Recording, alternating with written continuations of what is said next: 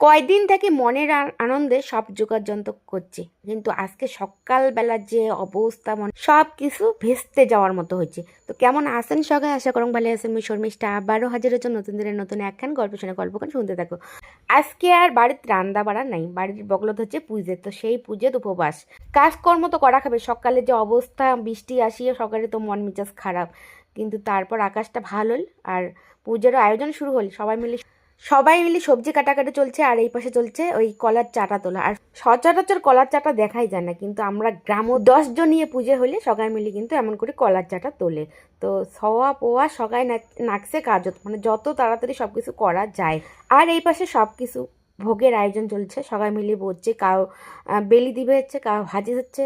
তো সুজি রান্না হয়ে গেছে, তো সুজি এমন করে কাটিয়ে নিবে হচ্ছে। আর লুচিও ভাজা কমপ্লিট। তারপরে মাসান বাবার প্রিয় খাবার হচ্ছে ভাজা ভুজি, তার সাথে কিন্তু পোড়া মাছ, তো সেটাও রেডি।